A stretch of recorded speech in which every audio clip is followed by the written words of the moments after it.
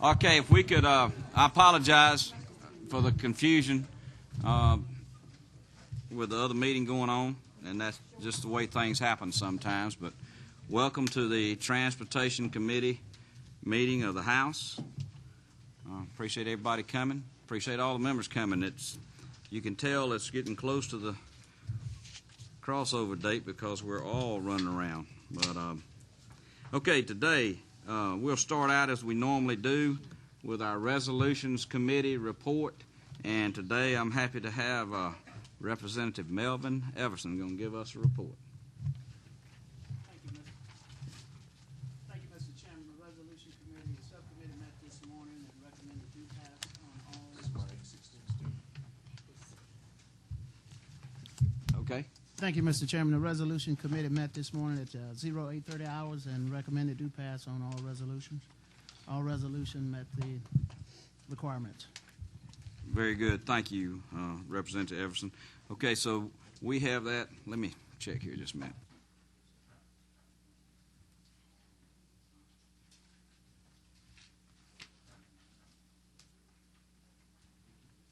So, Representative, do you make that in form of a motion as a substitute to H.R. 1491 as we've normally been doing? They're all in this one packet. I do, Mr. Okay. Chairman. There's a motion. Is there a second?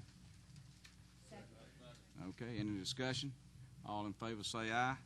All opposed, same sign. Thank you, Representative. At this time, I'd like to call on Mr. Chairman Ben Harbin, Chairman of Appropriations, House Bill 1090.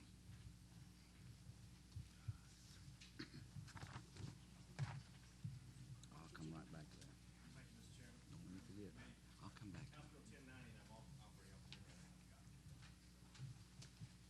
is committee subs that we're working off of LC.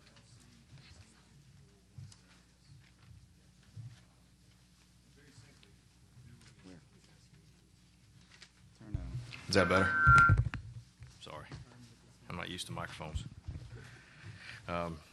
Very simply, what we're doing with House Bill 1090, the committee sub, is we had an issue in Augusta that brought this to our attention in the Augusta area with some road construction. And what we're doing here simply is if a contractor who's doing any state work, state public works, road work, any of those contracts, if they fall 25% behind on 2 or more projects, they can no longer bid on any other work until they bring those current or complete the projects. This is just really, I think it's a good way for us to do business. A lot of us thought this was in place today. They do have fines that they can do if they fall far enough behind, but this is really good for the taxpayers because it makes sure that focusing on the projects are not overcommitting themselves and we don't have several projects falling behind. We have about $3 billion over the next, over this past year and next and coming up in bonds that are being sold. So we're going to have a lot of construction in this state, and I think this is a good measure to put in place to make sure that everything stays on time, stays current, and it makes sure that taxpayers' money is being spent wisely. And that's very simply what we're doing. You'll see it in Section 1 and Section 2 is just putting it into the proper code sections, one's for DOT, one's for other public works projects. I will yield for any questions. They do have an appeals process. The departments will determine it based on the contract, whether they're behind, and there is an appeals process also so they can be found if they're improperly accused. They do have a way to try to rectify that. All right. Thank you, Mr. Chairman. Members of the committee, any questions or comments?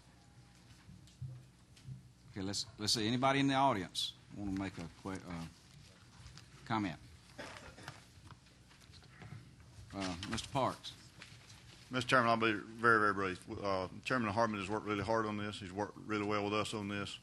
Incidentally, I'm Steve Parks with the Highway Contractors Association, and I just want to take a moment and say that we support this substitute very strongly, and I'll be happy to answer questions, but I just want you to be aware that we have worked hard and support this bill. All right. Thank you, Mr. Parks. Any other discussion on this issue? This time I'll recognize Representative May.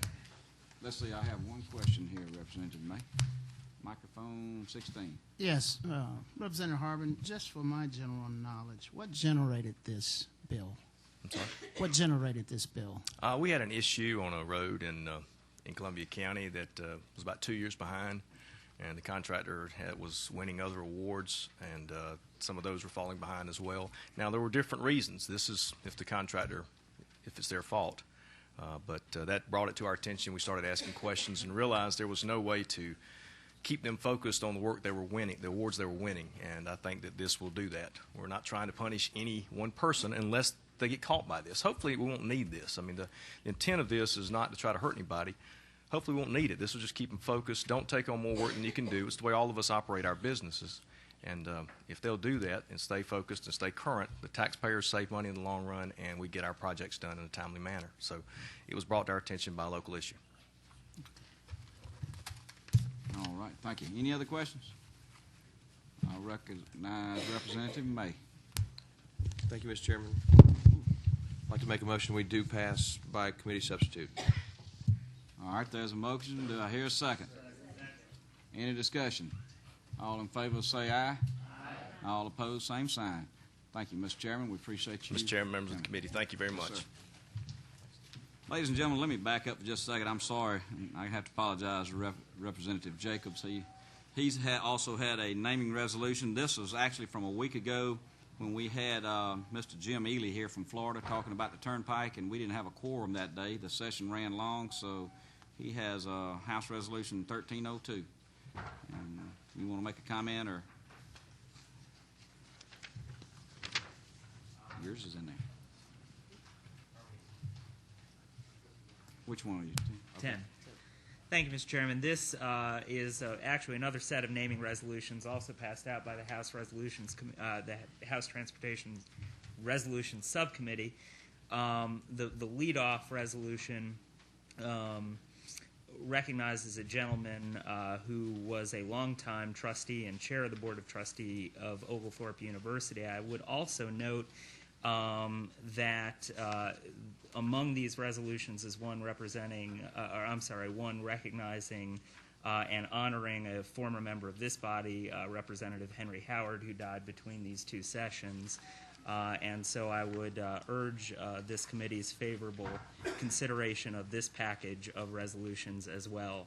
And they all did receive a do pass recommendation from the Resolution Subcommittee. Thank you, Representative Jacobs. Representative Murphy, would you want to add anything since yours is one of those? Which flip your... All right. Thank you, Mr. Chairman. Just one brief comment. I think everyone here on the Transportation Committee had an opportunity to work with Representative Howard, with the exception, I think, Representative Everson. But based upon my discussion with him and bringing him up to just sharing some information about Representative Howard, I want to just thank him for his support that he's given, even though he has not had an opportunity of meeting him. So thank you to all of you that have supported this resolution. Thank you, Mr. Chairman. Thank you, Representative Murphy. I have a question, microphone 18. Thank you, Mr. Chairman. I just want to echo the comments from some others and thank everybody on behalf of Leesburg, Georgia, for the recognition of Highway 19, the bypass there for Mr. Cannon, who he and his family have been very active in the community, and we thank you for the support of this resolution. Okay, any other comments? I have a motion do pass there as substitute to H.R. 1302. Okay, is there a second? Any discussion? All in favor say aye. Aye. All opposed, same sign. Thank you very much, Representative Jacobs and the rest of you.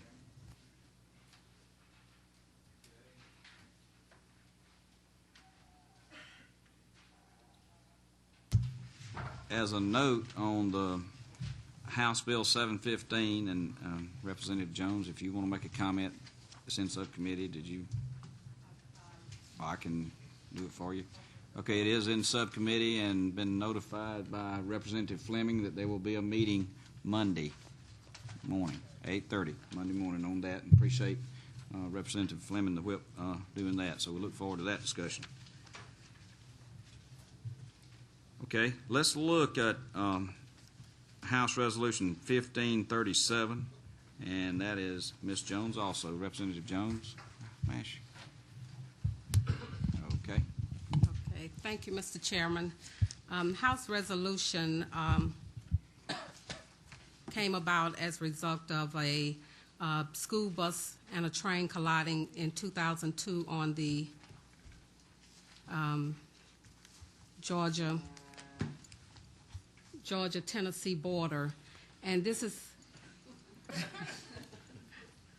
this is a resolution asking that a study committee be created and to so that we can improve the safety measures at all of the crossings here in the state of Georgia.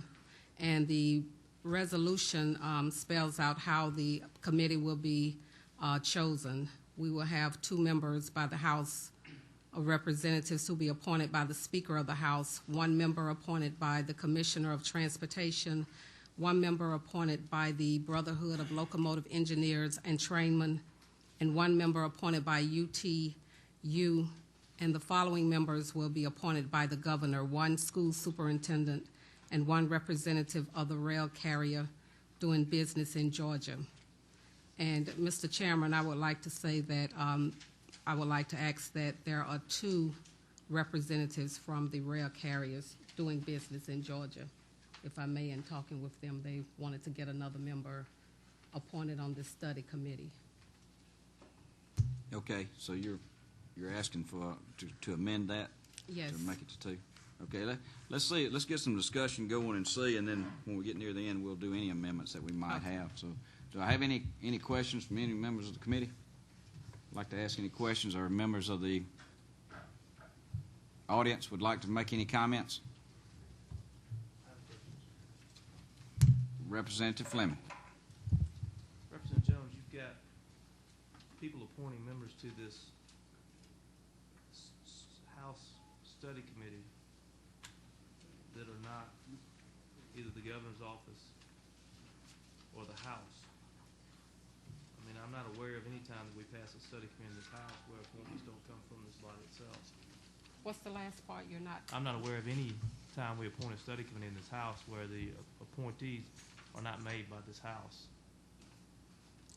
If Even the governor does not normally appoint people to House study committees. If it's a joint Senate-House study committee, I've heard of that, but, I mean, maybe you can enlighten me, but I'm not aware of any time where we have a study committee that's not appointed by people, by the House itself. Okay, if it's the wish of the committee that all of the members are appointed by the House, then that will be fine. I took this to the Legislative Council office, and with their assistance, they drafted the legislation, and I was not aware that the members who usually serve on committees are appointed and are representatives of the House. So if we want to change the appointees to be made by the House, as long as we can move forward with the study committee to help save the lives, and not only would we be protecting the children on the buses, but this would also protect the regular citizens who have to cross these tracks.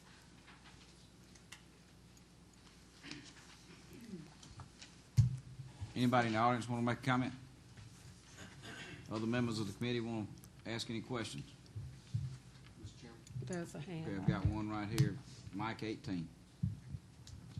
I just want to make sure that I understand Representative Jones, and I thank you so much for this much-needed resolution. It's something we certainly need to look at.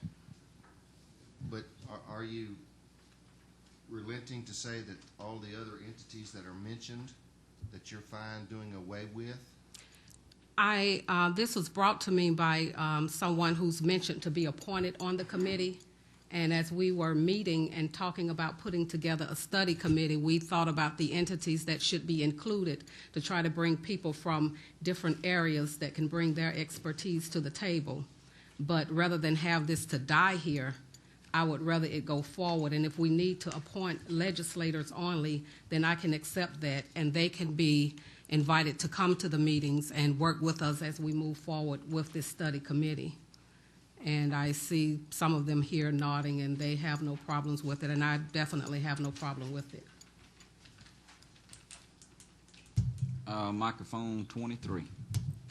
Representative Jones, this references 3 children in Tennessee and other national statistics. Is there anything for Georgia? How many bus collisions there are?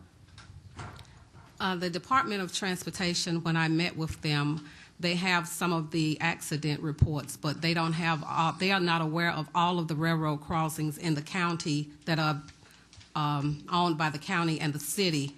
They keep up with the state, the crossings that's on the state roads. So with this committee coming together, we'll be able to find out all of the other transportation railroad crossings that's operated or maintained by the county and the city. A lot of times they find out about these railroad crossings when an accident happens, whether it's with a bus collision or with a regular vehicle. And the formula that I saw when we had a meeting was it did have a B for the bus, but there was a guess as to that amount. So what we're trying to do is get the entities, the schools, provide the information, get our study committee together so that we can know what we have and make everything safer. But as far as an exact number of the buses, no, I don't have the bus numbers. I do have some stats on, just regular accidents coming across some of the tracks. Representative Smith. Mr. Chairman, has this been before the subcommittee, or is this the type of thing that doesn't go before a subcommittee? That's strictly the committee's decision. I mean, we brought it up here. We've done several others where, we have put some in subcommittees. We have voted on some bills right here. So that's just up to the will of the committee. And So, there was a hand in, ma'am. there was a hand in the Okay, there's a hand in the audience. Somebody in the audience want to say something? Okay, I No? saw a hand. All right. Any other comments? Now there's a hand in the audience. Okay. Come on up, Craig, with the CSX. Mr. Chairman, members of the committee, my name is Craig Camuso, and I'm with CSX Transportation. The accident, I wanted to speak to the incident that has initiated the resolution, and also inform the committee of what has been done by the National Transportation Safety Board as a result of the accident. The accident occurred in March of 2000, and I think many people understand there was a situation in which bus driver, as the conclusions found by the study, did not follow procedure, went straight over a grade crossing with a train moving at about 51 miles an hour. There was an accident. There were some fatal injuries, and that led to a rather in-depth study that's already been conducted, as I said, by the National Transportation Safety Board. They issued their findings in 2001 and made several recommendations to a host of both the local governments, the state, the National Highway Traffic Safety Administration, the Federal Highway Administration, the Georgia Department of Education, as well as the National Association of State Directors of Pupil Transportation Services, and in addition to school bus manufacturers. I won't, for time standpoint, I won't go into the entire findings, but I do have a 5-page executive summary in which that the board issued, and as part of recommendations. I believe that's what is initiated the resolution that Ms. Jones has. As to the makeup of the resolution, there are 2 major Class 1 railroads in the state, Norfolk Southern and CSX, as well as 18 short lines. So the representation by the railroad, as introduced by Ms. Jones, we'd like to see considerably increased. Safety is the absolute most important issue when it comes to railroads, both the safety of our members, our locomotive engineers and our conductors, as well as the safety of those that go and transverse over the grade crossings in the state. But I thought, just for the purpose of this resolution, to give you an update and the information, and to let you know that some exhaustive studying has been done and has been already forwarded to appropriate departments involved in the issue. Thank you, Craig. Appreciate it. Okay, I've got microphone 8. That's Okay. I want to go back to the makeup of the committee to see if this is the proper time that we can address the makeup of the committee and who will be appointing how many. Yes, ma'am. You've got the mic. Okay. I would like to ask that and refer to Representative Fleming. Is there a certain number? Right now, the committee will be composed of 7 members. Do you think that are you comfortable with it being at 7 and the speaker appointing the members? My suggestion would be to make it 5 members appointed by the Speaker of the House, and to also move this to the rail subcommittee so you can have a clean bill and have it drawn up by legislative council rather than us trying to make those changes right now. If that's the only change that we're making, which is the 5 members to be appointed by the Speaker of the House, can't we do that in this committee and move it forward so it can come out clean from where we are? That'd be up to the chairman and the will of the committee. All right, Mr. Chairman, I would like that to be considered for us to do that, since that's what we were talking about, making it 5 members instead of 7. Okay. Now, let me ask you, you've got 2 other lights, there's some Okay. other questions you want to try to Okay. answer. Let's see what they're saying, and then we'll come back and we can, Okay. whatever you'd like. He likes. Okay, microphone 11. Thank you, Mr. Chairman.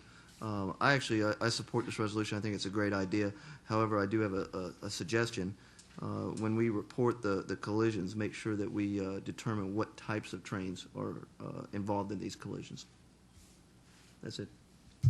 Thank you, Representative. Microphone 23.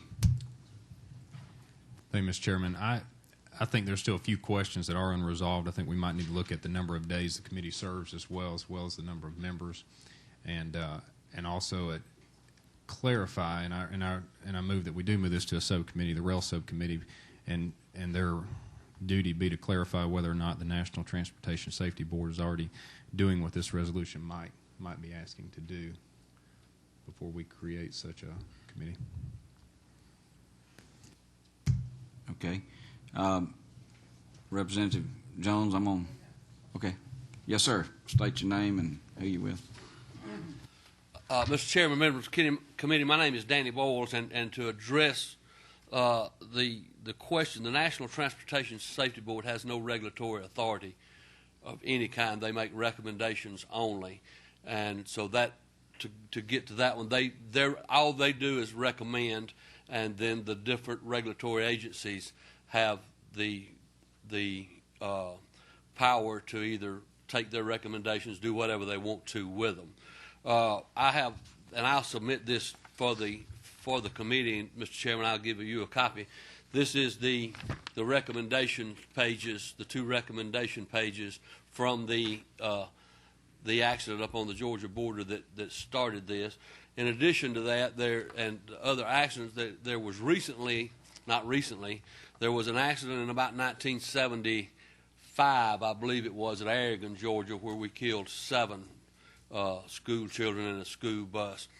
And some of the recommendations that came out of that particular accident were that we would change the way crossings were flagged and crossings were protected by rail employees. One of the things that they changed at that time was that in order to make a shoving move to shove a train over a crossing, whether by hand signal or radio signal, was that the employee had to be on the ground, on the crossing, as the train passed.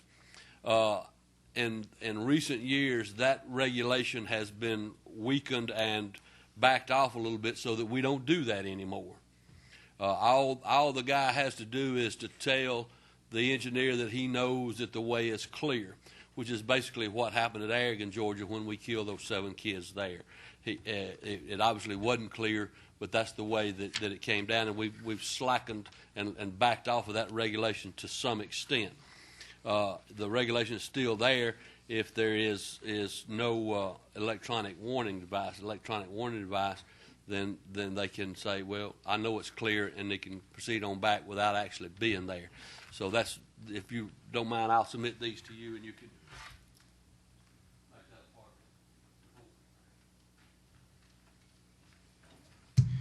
Okay, we've got a lot of lights on up here, 6 right now. Let me make a comment now, just not trying to.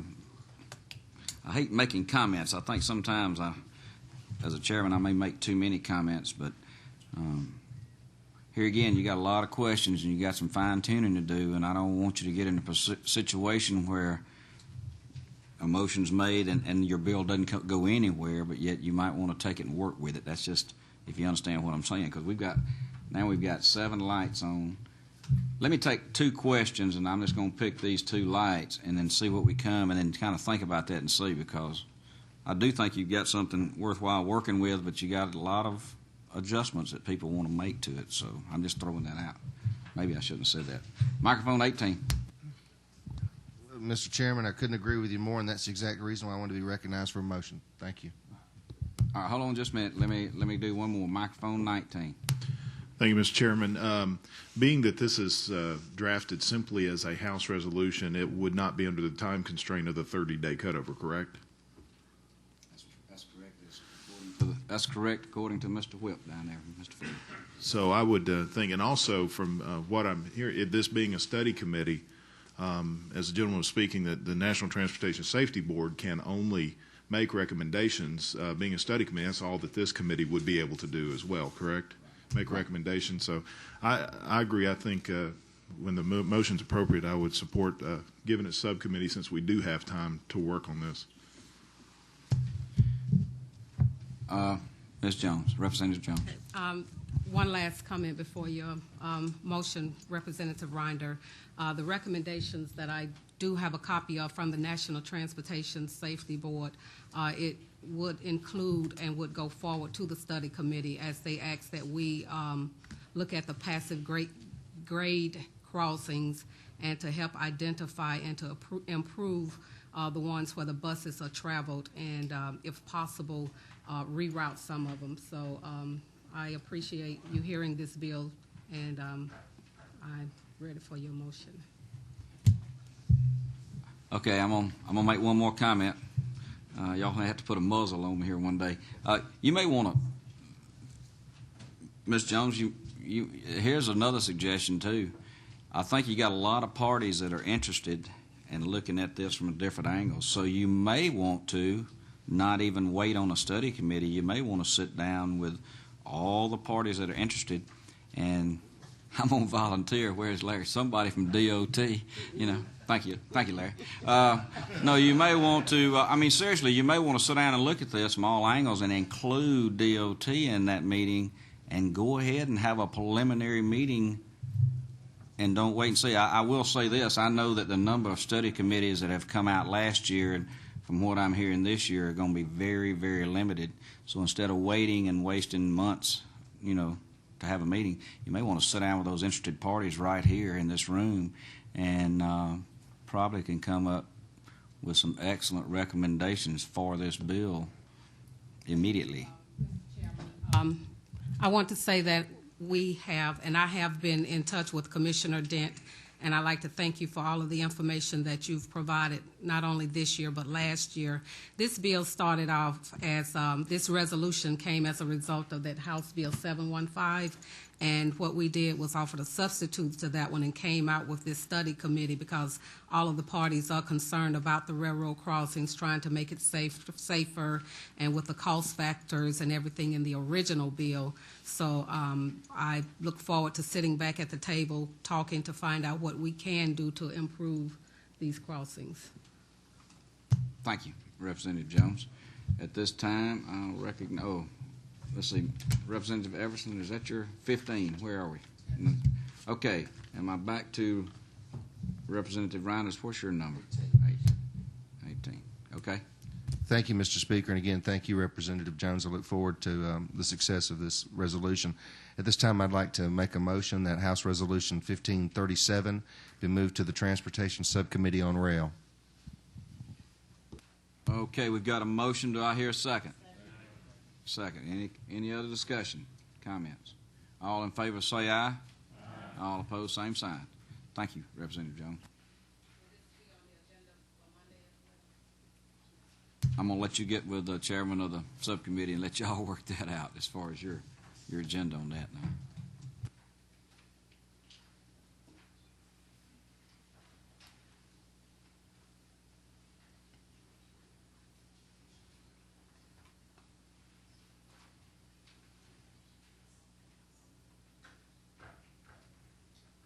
Okay, I've actually got, believe it or not, I've got one more resolution that wasn't covered in those others. That's House Resolution 1169. It was covered in the resolution subcommittee, and it was my error that I didn't bring it up a while ago. That's Representative Bearden's. It had the correct information as far as the letter from DOT and the article. So if I hear a motion, and yeah, that's one that was in another group of resolutions, and I had to bring it back out and separate it. That bill was introduced about 2 weeks ago. So if I hear a motion that we pass this resolution 1169 as presented by Mr. Bearden, so move. Is there a second? Any discussion? All in favor say aye. Opposed, same sign. Thank you very much. Now, we have one more. House Bill 778. Representative Jones, you've got the show today, Ms. Jones. Mr. Chairman and members of the committee, I bring before you House Bill 778, and we should all have a copy of the substitute version. House Bill 778 is yield to bus legislation. The purpose of this legislation is to improve the safety for buses as they merge back into traffic upon leaving bus stops. And the state of Oregon passed similar legislation in 1985, and they've implemented the law since this time with, and I want to tell you about model buses. 12% of model bus accidents are coded as rear end and side swipes, potentially resulting in buses attempting to merge back into the flow of traffic. And I have the information here with me from Oregon that they've passed, and I'd like to ask the committee to consider passing this HB 778. All right. Thank you, Ms. Jones. Got Representative Loudermilk. Mr. Chairman, actually in my folder I have a committee substitute on 778 and Bill 778. Are you familiar which one? Well, I had to bring the substitute, which was not available in the folders. So Okay. what should be there is the substitute. So what we're discussing is the committee substitute. That's correct. Okay. Thank you.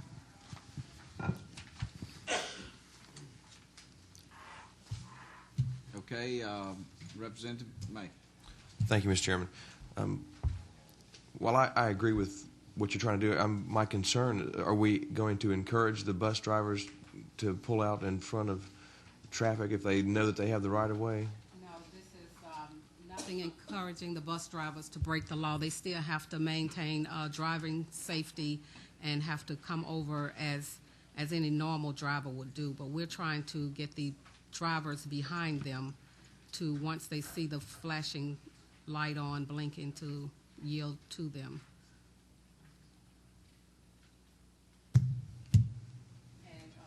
Legislation is only intended to be used for merging back into the traffic by the bus drivers. It's not meant to be used for other traffic privileges, such as lane changes and making left turns.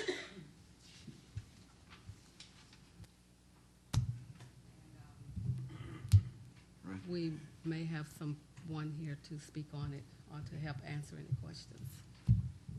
Okay. Are there any other questions by the one more, Mr. May? Thank you, Mr. Chairman. You said you have a study from another state. Yes, I have. Does it show where this type of legislation actually reduced the number of accidents or that were? It has improved it, and it's been in effect 8 years, so it has improved, and I have 3 pages of information and a brochure that was provided by Oregon as it relates to the bill they passed there. Thank you. Okay, Representative Reinders. Thank you so much, Representative Jones. The Georgia Department of Transportation, line 25, page 1, shall adopt the rule of message. Do we have a cost estimate on that? No, I don't have a cost estimate on that. Okay, Representative Graves. Thank you, Mr. Chairman. Representative Jones, I think I understand what you're trying to do, but I'm trying to think through it as well and looking at the conditions. If I understand this right, if somebody's coming up behind a bus and they're in their lane going their own way and the bus is loaded and they have no idea of when that bus driver is going to close the door, they've got to read a sign on the back of that bus, see the flasher on the bus, and then the bus can overtake their lane. And if they fail to yield to that, they're responsible. And to me, that can be a little difficult to communicate to the general public. The sign that's on the back of the bus is going to be there to help educate people. Sometimes when you're behind the tractor trailers and you may see the sign saying that they make wide turns, this sign on the back of the bus is something you may read when you're at a traffic light and you're reading it, and it'll help educate you about what Georgia is saying about the blinkers on the back of the public transit buses, and to ask the drivers to yield and allow them to get over. We're not looking for them. It's going to take time, like any new law that comes on the books here in Georgia and any other state. It's going to take time for the drivers and for all of the drivers to know about it. And so that's what we're trying to do, not looking for them to just read it and to slam on their brakes and to let the drivers come over. Let's see if we have someone in the audience that would like to make a comment. Go ahead, Don.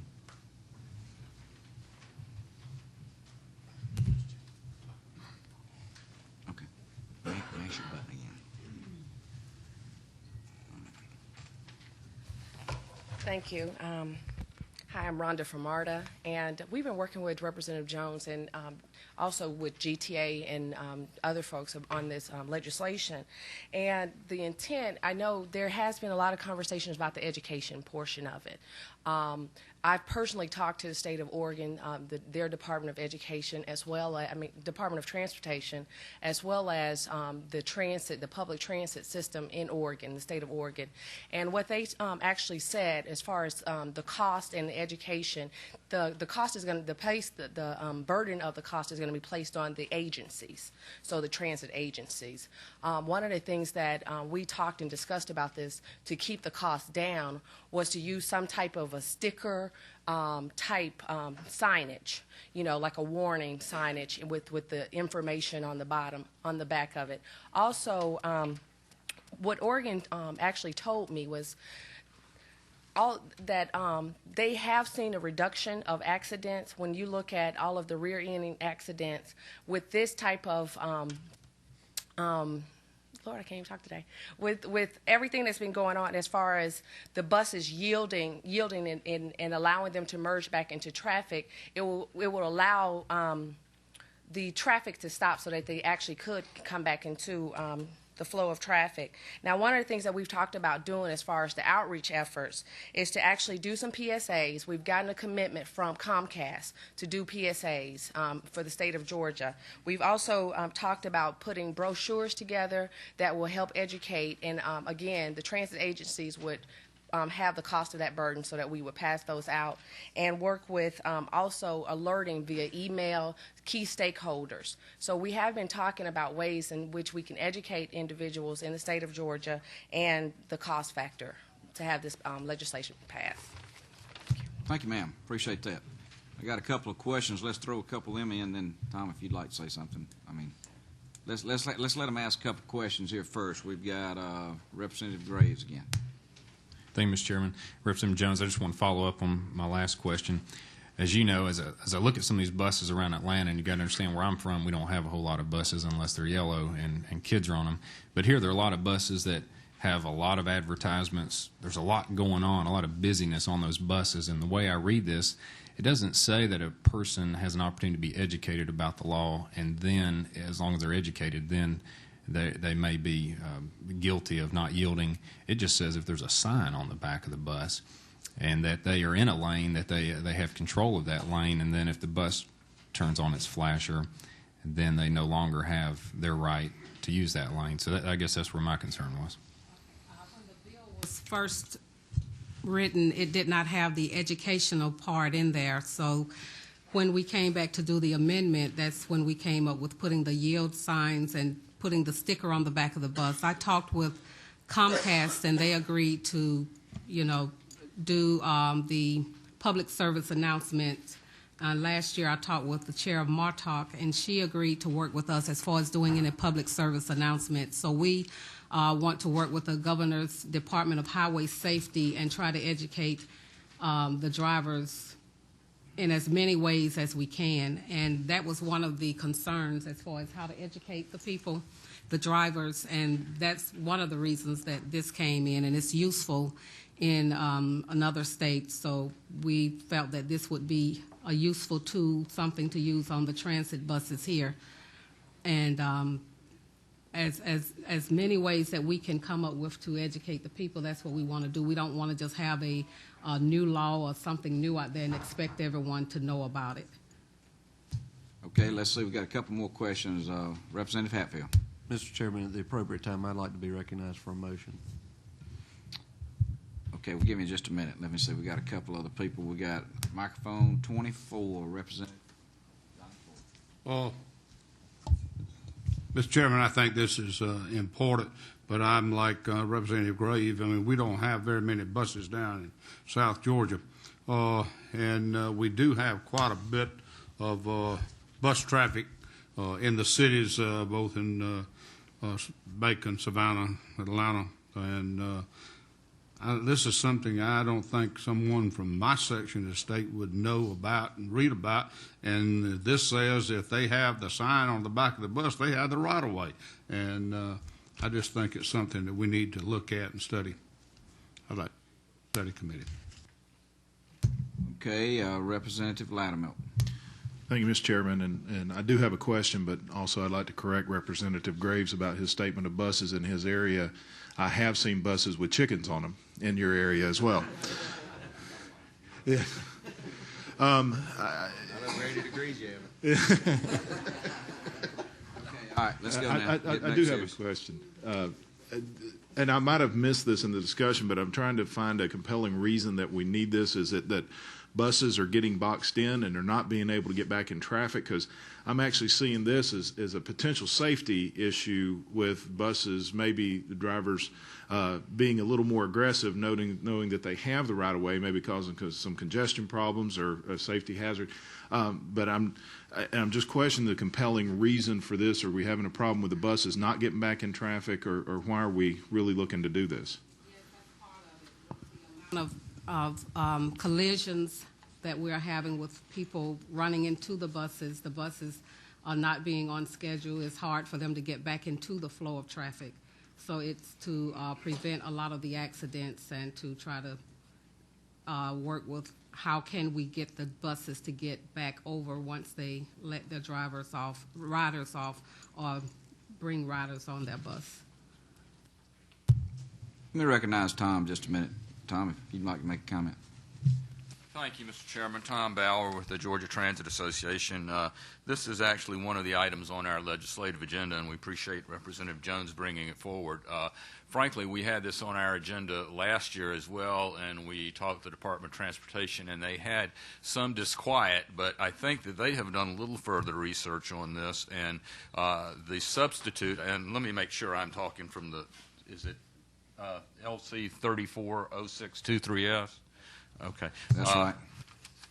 I think that one of the things that would be helpful is that if there was something more specific said about the sign, and I'm not sure, but I think some of the research shows that a sign that is flashing would be something that would give a better warning to the motorists, and that might help. I think you could probably amend that fairly easily. And I did ask Assistant Commissioner Dent if he thought, because we want very much to work with DOT on this, if he thought that the language in there gave the DOT the latitude to safely warn, to set the specifications. But the committee may want to consider the flashing part, because I would agree with you, just having a sign, shoot, sometimes I forget stop signs that are there because they're not moving. But we do think that commend Representative Jones and think this is a neat piece of legislation. Okay, thank you, Tom. Let's go. Representative Fleming's got a comment, and then we'll come back to Representative. Question for Tom. Question for Tom. What changes were made to the bill that made DOT go from being not suspicious to being happy? Well, I don't want to speak for them, but I think Ms. Jones' original bill just basically said that a motorist would yield to a bus. Is that that correct? I don't have the original in front of it. And I don't want to speak for them, but I think since I spoke to them last year, they have done some research, but I don't want to speak for them, but I think the sign flashing, there's been a study that shows that is helpful. Thank you.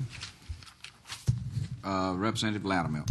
I've got one more question for either one that can answer it. I'm just wondering, is this something we really need to do at the state level, or is this not something that really should be done by a local city ordinance? I'm not, Representative Loudermilk, I'm not legislative counsel, but I don't think that you could do it by local ordinance, because I think you need to, aren't there rules of the road? I said something that told somebody said I should. Good thing there wasn't an police officer in here, so I'm not sure what I said a minute ago, but maybe they could have answered that. But I think there is state law on, turn on red and yielding, things like that. So I don't think that you could do that locally. But the safety folks from DOT may be able to. Is that right? That's what I. Okay, the statement was it has to be a law. Representative Fleming, was your light on? Okay. I'm going to go back because I cut Representative Hatfield off a little while ago, and so I'd like to recognize Representative Hatfield. Mr. Chairman, this time I'd like to move that we lay House Bill 778 on the table.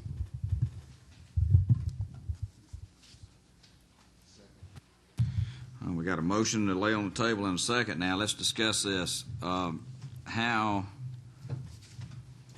Any discussion by the committee members?